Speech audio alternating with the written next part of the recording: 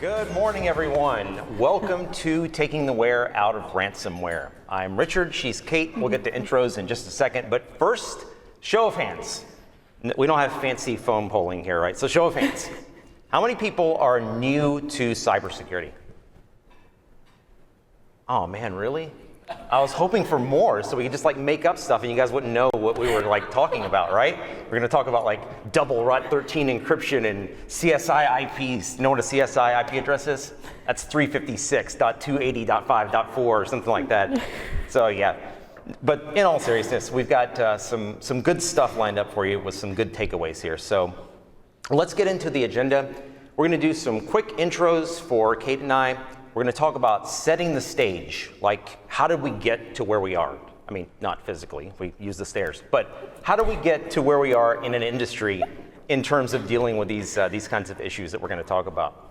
We're going to talk about some story time where we've got two different case studies that are, as I like to say, based on a true story, right? So yes, they've been heavily redacted to protect the actual customers behind it, but still the takeaways are still there. It's still some solid information. All right, we're gonna talk about some short-term remediation recommendations, which we call tactical remediations, and that's gonna come into play especially in case study 2, because, well, I won't spoil anything, but tactical remediations play a big role in that.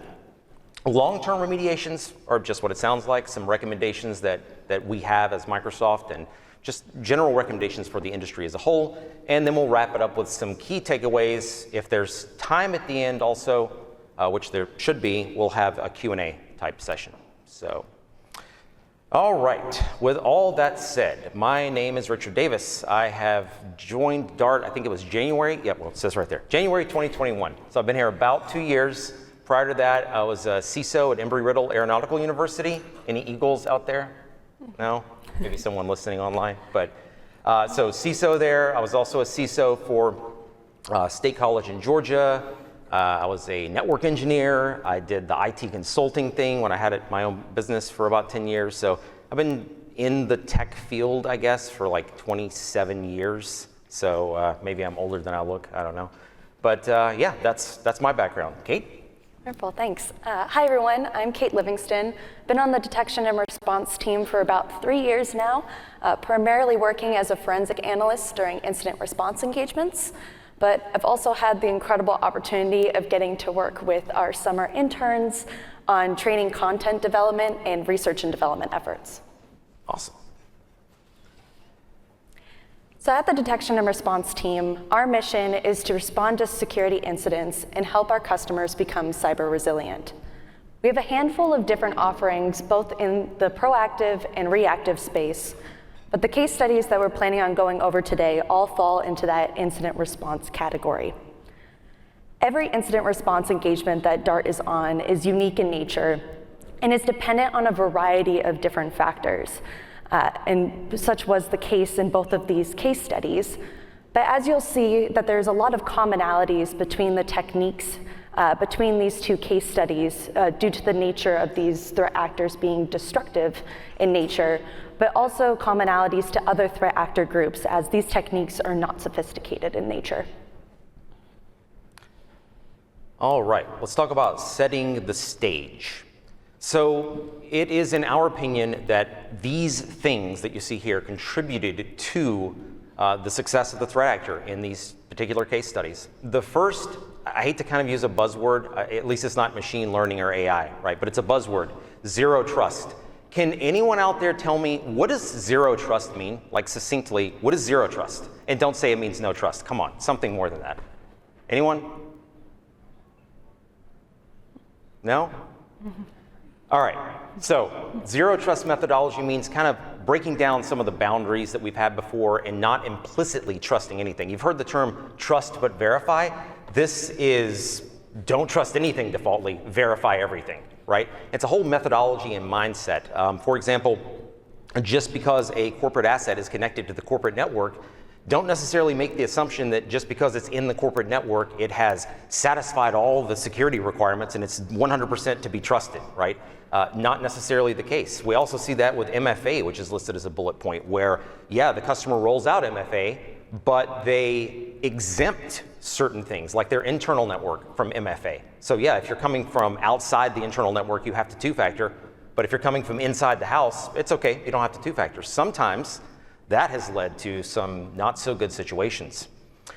So something happened in early 2020, maybe this thing called the pandemic, and seemingly overnight, it led to a massive adoption of cloud services and remote access being exposed to the internet.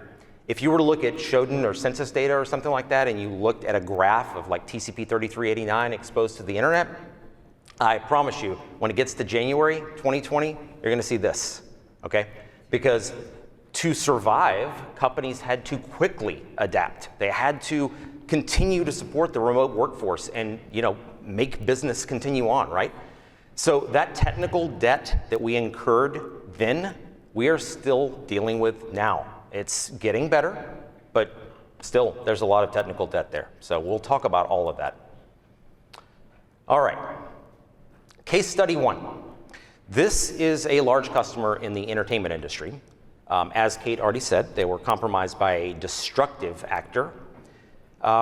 This actually used a replayed session cookie to gain access. We'll talk about that. You're going to see that in step 2 when I go to the timeline here. But long story short, they proceeded to perform recon, clone numerous code repositories to a machine under the threat actor control. We call that exfiltration, right? Because they cloned it to the threat actor machine.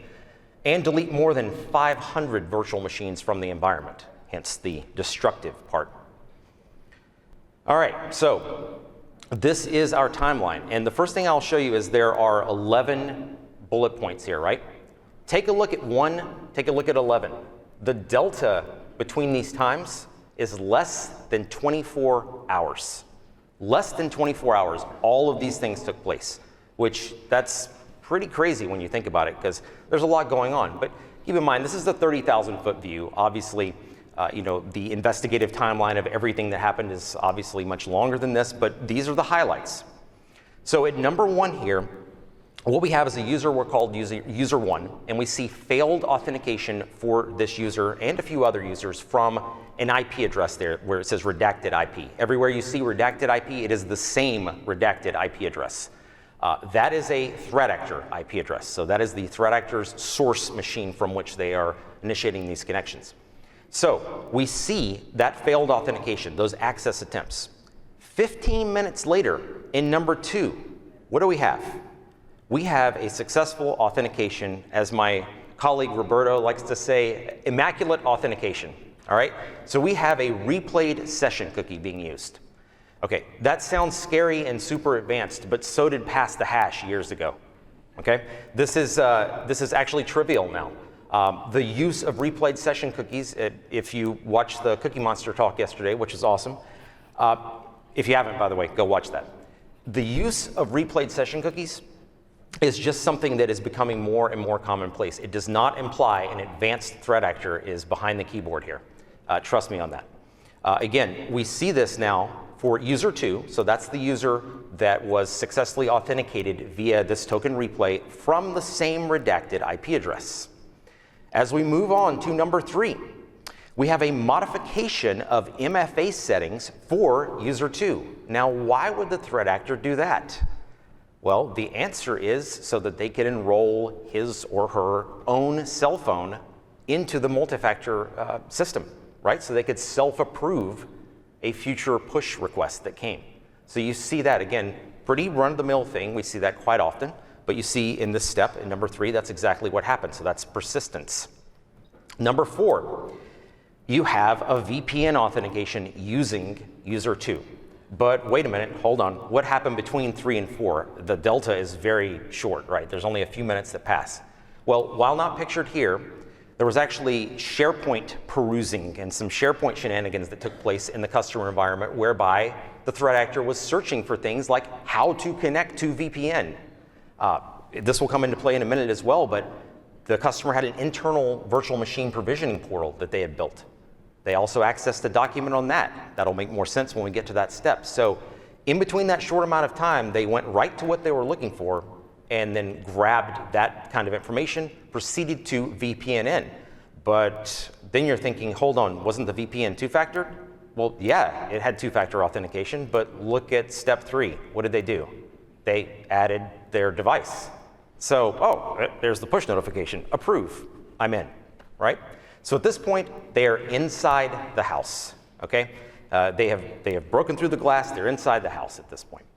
And that's when all the other shenanigans start happening. They have an internally assigned VPN pool IP address. You can see it listed here as a placeholder of 192.168.1.100. And bad guy 1 represents the actual threat actor's machine name, the machine that they were using. So you're going to see bad guy 1 kind of referenced throughout here. All right, so what next? We actually see numerous virtual machines being spun up via a different compromised user now, user 3. And this is what we've categorized as resource development. What are they doing here? Well, remember when I told you they looked at SharePoint for various information about the customer's environment? One of those was how to provision VMs in that environment. Why would they want to do that? Well, to use the customer's own assets against them, right? They can deploy resources inside the customer network and then use that as a pivot point to go other places, which is exactly what they end up doing. As we continue on, this is where the exfiltration or data collection part starts. So bad guy 1 is a threat actor machine, right? This is a machine under the control of a threat actor. They are Git cloning, right? They're pulling the GitHub repos for this customer onto this machine. That is effectively data exfiltration, right? They're pulling the customer's code down onto this machine. Bad times. Okay, as we continue on, now we're starting to see one of those new VMs that they spun up actually being used. So we'll call it new VM because we're not creative with our naming here. So new VM was accessed from bad guy 1. So this is the part where they're actually starting to use some of the resources that they have put together. Shortly thereafter, from one of those provisioned virtual machines, guess what they run? Our friend Impacket, right? Impacket is an entire collection of utilities, right? In fact, this was one in particular, SMB exec, but in the exec series, you've got AT exec, DCOM exec, PS exec, SMB exec, WMI exec, there's 5, okay? This was one of the 5. I also have to ask this, anyone want to shout out the easy way we would detect SMB exec on the target system? There's something very specific we could search for. Anyone got any ideas? I heard it. BTO, the default service name associated with SMB exec. Yes, you can change it, right? There is a parameter in SMB exec to change the default service name from BTO. But 9 times out of 10, if you see this used in an environment, you look in the system log of NID 7045 for service creation, I'd put money that it's going to be BTO. Why? Because threat actors are lazy. They do what works. Why go to the trouble of doing the extra work if they can just get by with the default configurations? So in this case, from one of the virtual machines that they have provisioned, they are running SMB exec, okay, against a target system we'll call server 1 in this case, using an account called admin, which implies that is a privileged account, right? Okay, as we continue on, also from one of the provisioned VMs, they now start performing, or at least attempting to perform, discovery via AD-Find. AD-Find is, of course, not inherently an evil tool by any means. It's a very useful tool, but also very often used by threat actors to map out Active Directory. So they pull it down. Interestingly, they were not successful at running that because the customer had some default configurations in the VMs that were provisioned that prevented the execution of AD-Find. That was kind of interesting, but nonetheless, you can see they were attempting to perform discovery here to see what else was out there that might be interesting for them to peruse, right? Next up, we have server 2, so our second server that we're mentioning. And this is the part where it gets a little scary. We see a console login to ESXi. Anyone who's used VMware ESXi knows how the web interface works. You log in, you can see, obviously you can change a lot of the different configurations. You can see the hosts, you can see the guests running on those hosts. If you drill down into a guest, you can see the data store on which the guest is provisioned. You can also pull up a console, right? You can pull up a console window and actually have a hands-on keyboard type session for that guest machine. Well, at this point in the timeline, right towards the very end, we see them start logging in console sessions. And then boom, delete a VM, another. At this point, alarm bells are going off. The customer is aware of what's going on. Remember, this is a short time frame, but it's right here that, like red alert, right? Stuff's going down actively. We can see this is happening. That's kind of the part where we enter the picture and like try to figure out what is happening here, right? So that's case study 1. I would make the analogy that it's like breaking glass of a house, entering the house, rummaging through drawers, throwing stuff all over the floor, grabbing what looks interesting, setting the house on fire and getting out. That's basically what they've done here. Not super sophisticated, but highly effective. That's case study 1. All right, now we'll get into case study 2. Wonderful, thanks, Richard. Case study 2 also involves a large customer that was impacted by a destructive actor, but this time being in the technology industry. Unlike in case study 1, where it was very much a smash and grab form of an attack, you'll see in the next slide in just a moment here that the time frame is roughly over 2 weeks. And the actor motive is definitely unclear, even looking back on the timeline today. I'll talk a little bit more about actor motivation and how difficult it can be based off of investigations having to be data-driven. But just for today's presentation, we'll do a little speculation, especially because it's very curious, especially in the later half of the timeline, of what the actor was trying to achieve, knowing what they had achieved earlier in their success. Similar to case study 1, the threat actor had utilized social engineering techniques in order to compromise various accounts. They were emailing different users, calling them, trying to get them to accept an MFA prompt that they had actually sent a whole bunch of prompts to these users as a form of MFA fatigue, and were successful on a number of different accounts. They then proceeded to enroll their own device, also what we had seen in case study 1, to establish this form of persistence. Open source tooling such as Impacket, Mimikatz, etc., continues to be used by these destructive threat actors in this case study, primarily to perform credential theft actions throughout the entirety of the timeline. Move on to the next timeline here, where you'll also see a different event compared to case study 1, where we highlight where tactical mitigations had been started. After going over the details of this particular timeline, we'll go over not only the tactical mitigation steps we had taken with this particular customer, but just general recommendations on how to approach these types of incidents as soon as they're detected, in order to ensure that you're avoiding further privilege escalation by unauthorized actors.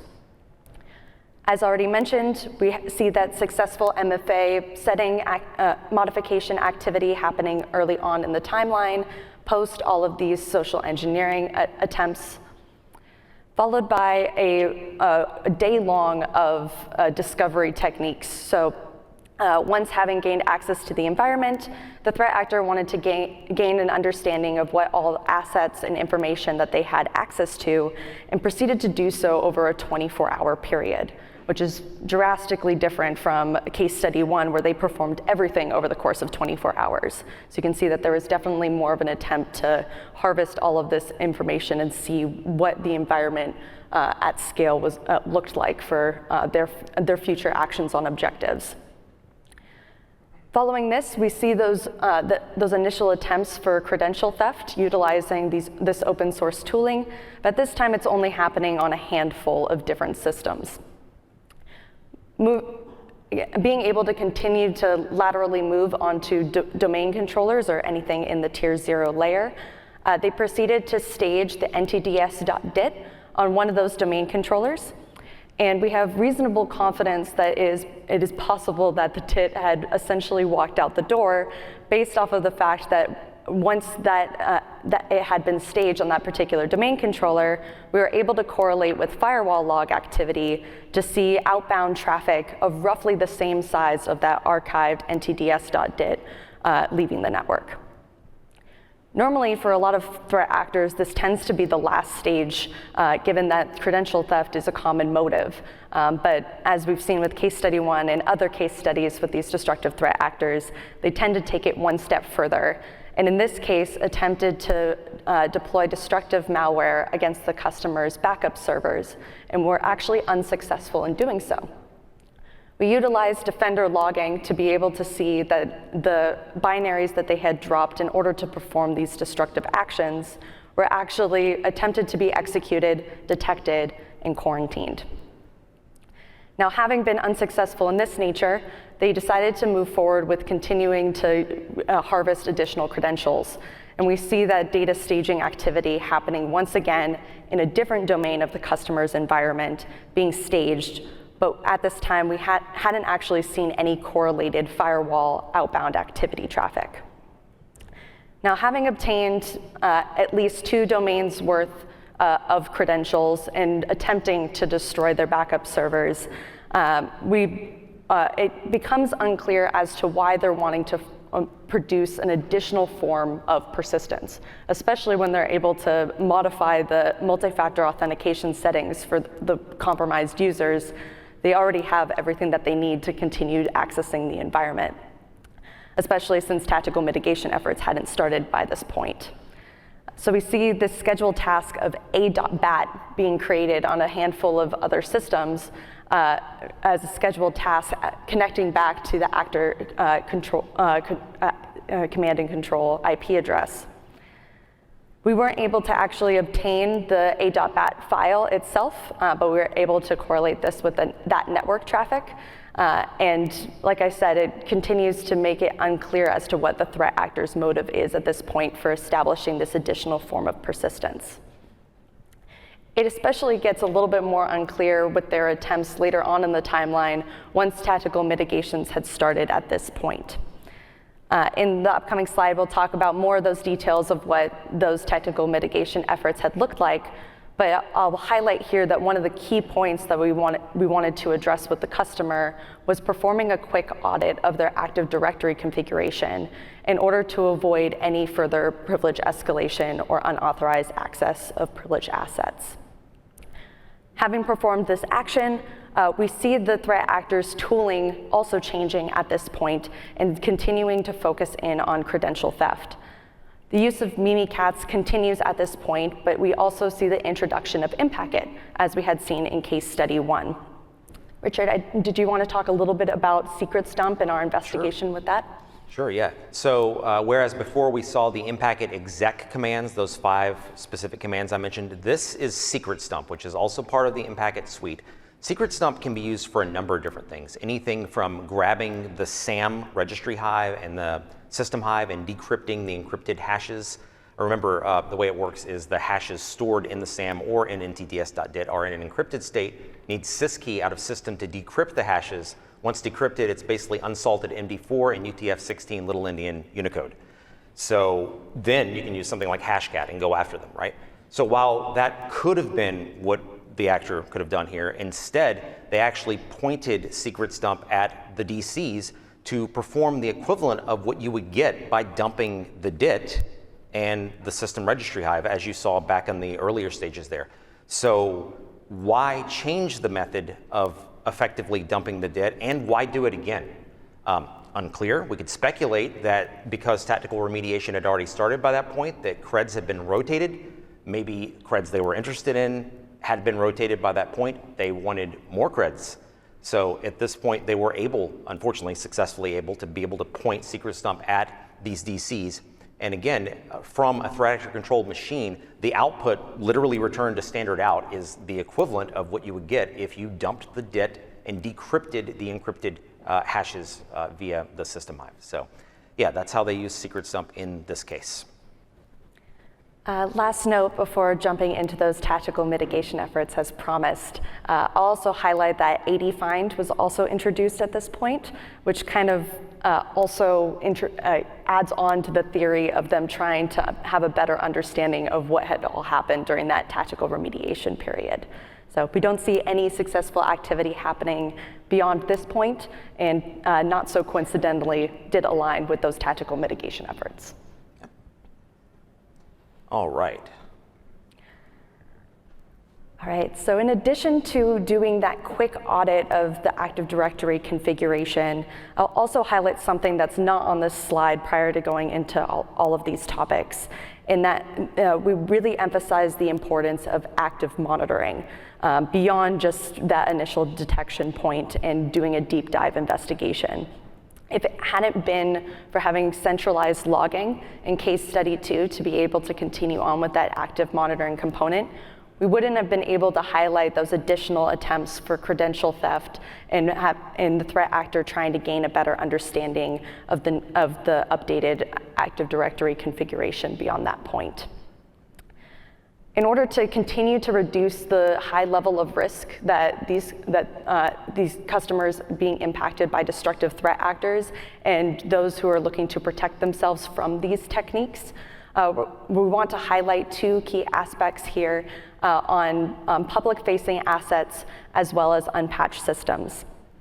It's not uncommon for DART to see multiple threat actors within a single environment, especially after an incident, knowing that there has been an initial access vector that had been utilized in recent history for that particular environment.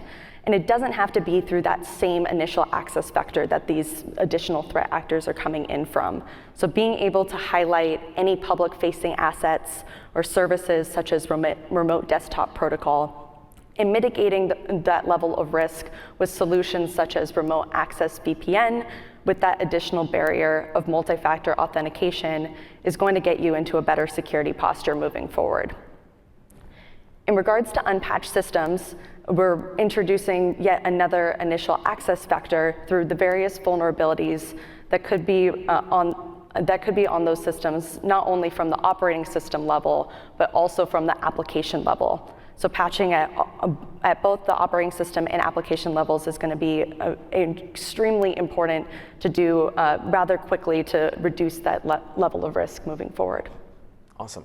Yep. And the unmanaged devices from connecting to the VPN bullet point there, you see number 3. So in case study 1, had that been a thing, then recall that the threat actor would likely have not been able to VPN in from bad guy 1 in that case, right? Because that was certainly not a managed device. So that's yet another layer of authentication and protection, as Kate said. All right, for long-term remediation, anyone familiar with number matching or what that means with regards to 2FA? All right, maybe a couple of people. All right, so basically what happens is there is a thing with MFA fatigue, right, where you get a push notification and another and another and another. And we see this happen all the time where in the middle of the night, some poor person at a company is going to be hammered with these things and they either inadvertently press approve or even inadvertently press approve because they're like, oh, I'm tired of this and I want to stop, press approve, and then the person's in, right? With number matching, that alone won't work, because not only would you have to approve a push, but you would have to match up a number being displayed in the app versus on screen and match up that 2-digit number or whatever it happens to be. So Microsoft calls it number matching in Microsoft Authenticator. Of course, other products call it different things, but that is a huge mitigating factor for 2-factor. I would also, this is spicy. I would also argue with people who say, I've heard this before as a CISO, we can't afford to implement any 2-factor except SMS-based 2-factor right now because we don't have budget, right? And I've heard people say, well, that's useless. Like 2-factor is useless. Okay, I understand that there's a thing called SIM swapping. I understand that SMS can be intercepted, that it is not super reliable, but it is absolutely an order of magnitude better than nothing. And if at 3 a.m. you get an SMS text message that says 348177, what are you going to do? Go look up the threat actor's number and call him and saying, hey man, are you trying to authenticate? Here's the code, let me read it to you, right? So obviously that's not gonna happen. In that circumstance, in that one circumstance, that might actually have been a better solution. Again, not advocating for SMS over push, but the ultimate solution I think for 2-factor like this will be push with number matching, but SMS is still better than nothing. Configure Windows auditing policies in accordance with best practices. This is kind of a no-brainer, I guess, but it's still worth mentioning. Things like process auditing with command line, because those are two different things to turn on, right? Even turning on things like scheduled task tracking within the security log, which is not on by default. It is on for like Microsoft Windows Task Scheduler operational, but in the actual security log, those events aren't tracked by default. So turning on this long list of things, which Microsoft has published plenty of guidance on that, would go a long way. Even using something like Sysmon. Sysmon is a sysinternals, which is a Microsoft thing. It is free, it is amazing. It can even do like process blocking and other such advanced things now. To supplement your logging capabilities with Sysmon is our dream as Dart when we come in. If we come in and we hear that you guys have Sysmon deployed, this is awesome. It's gonna be a good time, right? Because we have so much more data.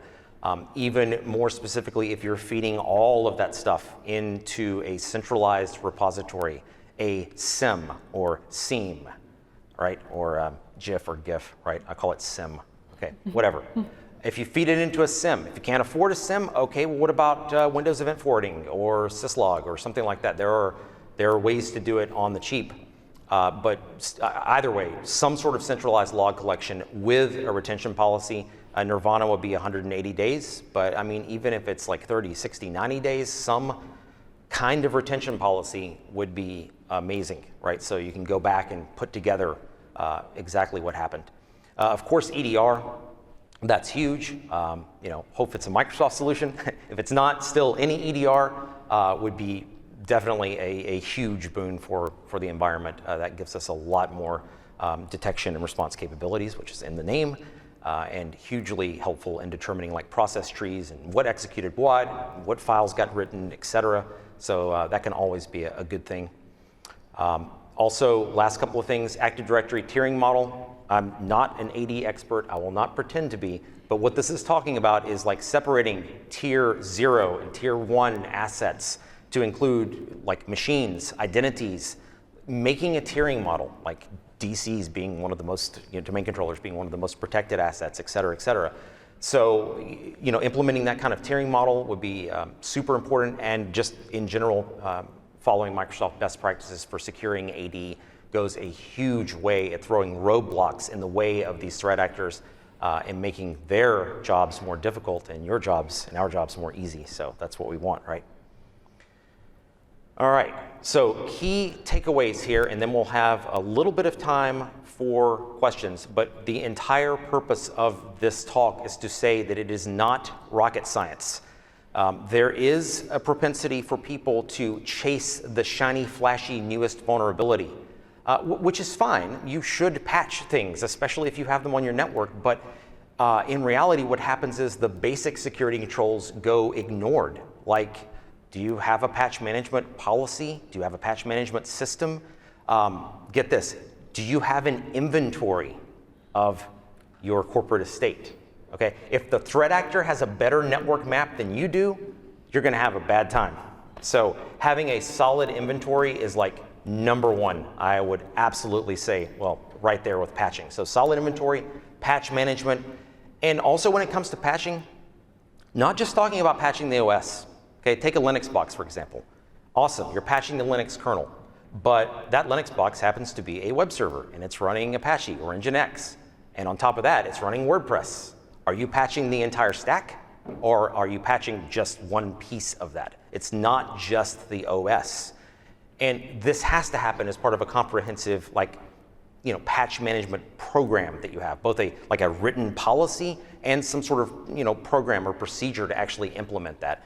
That's hugely important. Centralized log collection, we already touched on. Again, super, super important in helping us to be able to come back and look at what happened, because honestly, our job as investigators is not unlike a homicide detective or something, right? We go to a crime scene and we look at the evidence and we put together a picture of what has happened with forensic evidence. But we have no forensic evidence if you have no event logs, right? We can't just do magic and get stuff out of the air. We have to actually rely on the data that you guys, that people out there have collected, and that is why it is super important to have some sort of centralized log collection. Kate, am I missing anything? So in terms of centralized log collection, it's not just in the case of incidents where it's important to have that form of data retention, but just that you're also equipping your defenders with the data that they need in order to quickly identify, detect, and remediate against any threat actor activity that may be occurring in your environment before an incident at large becomes the case. So having not only the centralized logging, but an EDR solution, as Richard had already mentioned, is going to give your defenders the tools they need in order to succeed against any of these attempts. Awesome. So key takeaway, eat your vegetables, right? Do the non-exciting stuff to put those foundations in place. It's not rocket science, and it really would, in a lot of these cases, have stopped the threat actor cold, which is awesome. All right, we have about 9-ish minutes for questions.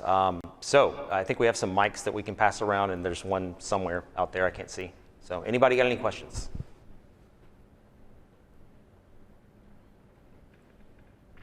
Oh, I see a question there.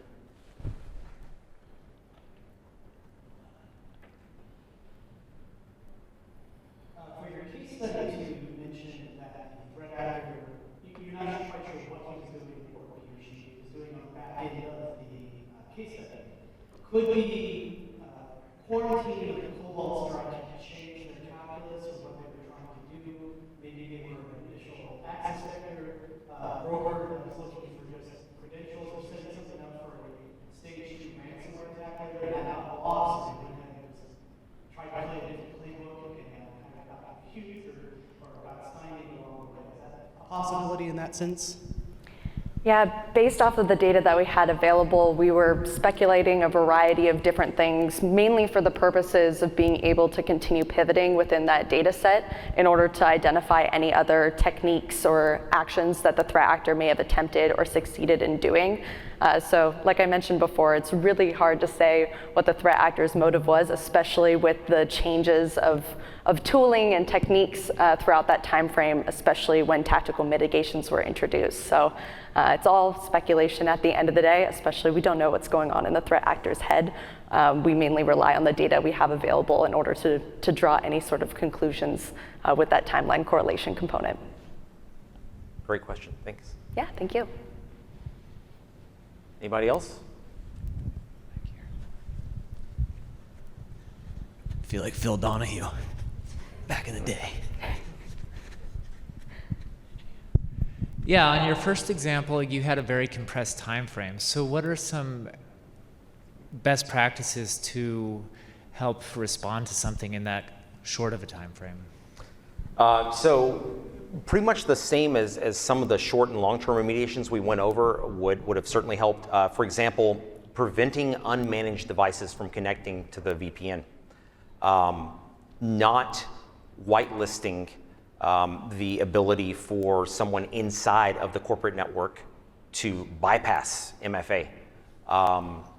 Ensuring logging is in place to proactively be able to feed data into a SIEM, and like even proactively report on things like, hey, this thing ran, like, hey, SMB exec just ran. There's a service just got created on this box named BTO, ding, ding, ding, alarm bell. You know, that kind of thing would have certainly shifted the attack left, right, and helped detect it more quickly and potentially stop them quicker. So, good question. Over here.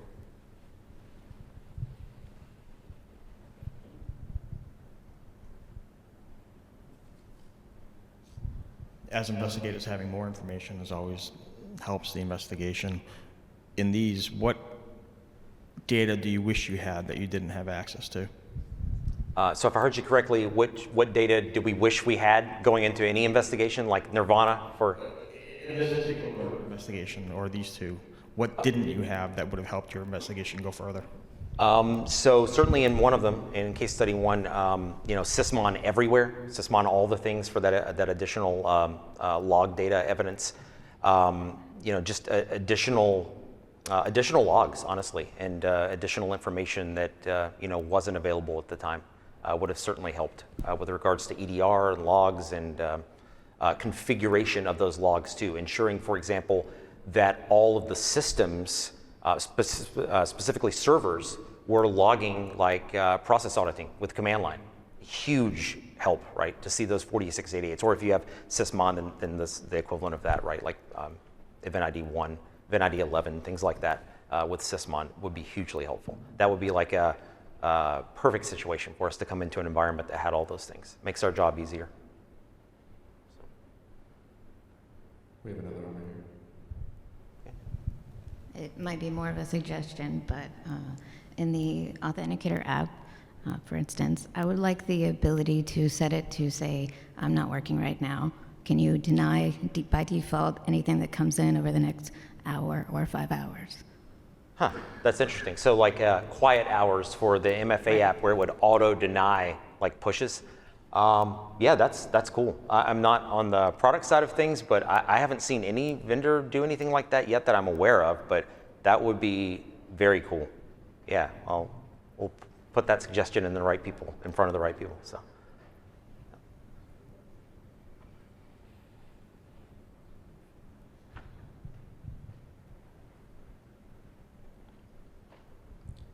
So specific to sysmon, if someone has already implemented centralized logging, can you describe the improvement that sysmon brings beyond just better visibility?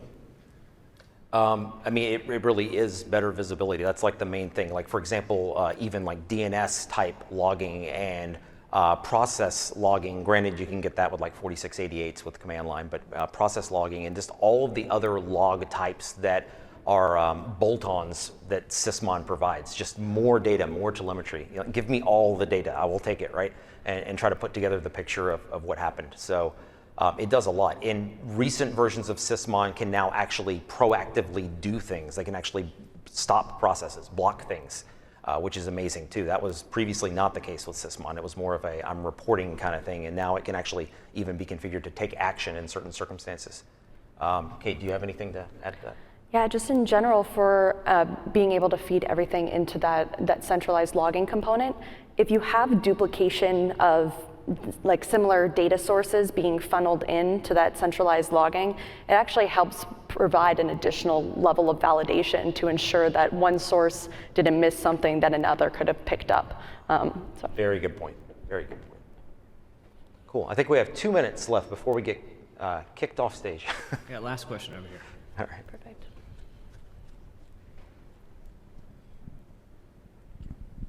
So for Linux, Unix systems, is there anything that you were lacking in terms of logs? And also, can you talk about sysmon for Linux? Is that going to have like more or less feature parity with Windows sysmon? Yeah, so Linux in general has less, don't yell at me, has less logging like sources or whatever. Like it's more compressed into like most of the things in varlog, like varlog messages or varlog offlog or varlog secure. So yeah, being able to have some additional capability on top of that, with something like sysmon, audit D being configured and ingesting those kinds of audit D logs is hugely important for us. Again, most of the things like, on a Red Hat based system, something like varlog messages, or on a Debian based system, something like varlog syslog, having the retention set up so it doesn't just roll every like 4 weeks, I think is the default, like actually have more retention going back and ship it off with syslog or syslog ng or something like that to a centralized repository will be hugely helpful. But to be honest with you, with Linux, most of the main logs that we're relying on are those greatest hits like messages, syslog, secure, varlog secure, or the analog with that would be varlog offlog for Debian, that kind of thing. Is what we very much rely on. Anything to add to that? I honestly think that pretty much covers it. No, absolutely.